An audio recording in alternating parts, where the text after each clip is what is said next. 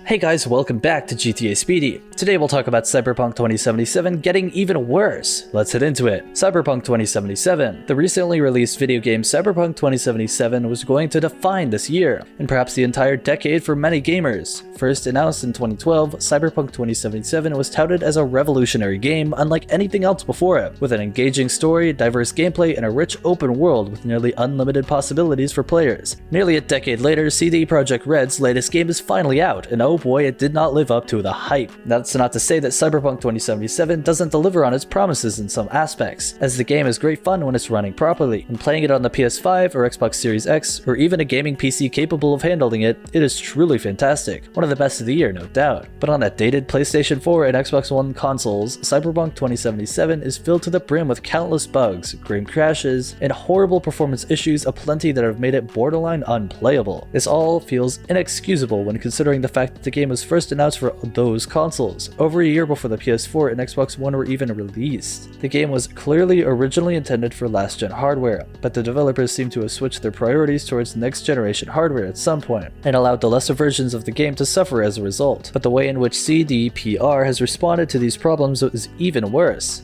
The pre-release lockdown on Cyberpunk 2077 was our first clue. It's commonplace for game publishers to have press embargoes in place that restrict gaming news outlets from reviewing, playing, or showing off any gameplay of their video games to the general public before a certain date. This practice is normally done in order to avoid the game's major plot points or secrets from getting spoiled, and to keep an air of mystery around games. But in the case of Cyberpunk 2077, game developers CD Projekt Red placed stricter than usual limitations on what could be shown. Additionally, only the PC version of Cyberpunk 2077 was allowed to be reviewed before the game's official launch. And it's easy to see now that the game developers put these restrictions in place likely because of the sorry state of the console versions of the game. As a result, many consumers purchased the title thinking that they would be receiving a product entirely different from the one they got. In a way, this unfairly shifts the blame onto the game critics, making them look dishonest instead of the developers. Even the refunds have been a cluster. Following the release of a game, CD Projekt Red addressed Cyberpunk 2077's thrashing head-on by releasing a statement apologizing for the game's shortcomings. They stated that those who purchased Cyberpunk 2077 on consoles were free to request a refund, from Sony or Microsoft that is. And indeed, after the email went out, there was a massive surge of refund requests, with many reports of players getting denied refunds from both companies. This all finally came to a head on the 17th, however, when Sony formally announced that the game was getting pulled from the PlayStation Store until further notice, and that the company would be issuing refunds to anyone who had purchased the game digitally. This move was unprecedented, as nothing like this has ever happened with any video game of this caliber. This following day, the CDPR updated their refund policy in another statement, saying that anybody who contacted the company with a proof of purchase, either digital or physical copy, would be given a refund by the company themselves through the 21st. While it's great that the company is offering this, it's a shame that it came to this point. Sony, Microsoft, and department stores like Best Buy have already been providing refunds to customers, when the real possibility lies in the game publishers themselves. A promise for future improvements. CD Projekt Red additionally announced that the game would be updated in order to improve all versions by fixing various bugs, as well as stability and performance issues. Again, it's great that the company is improving the game, but these are problems that should have been fixed before the game was even released. Cyberpunk 2077 was notoriously delayed several times before it eventually made its way to the market, but it's obvious that CDPR should have delayed it even further.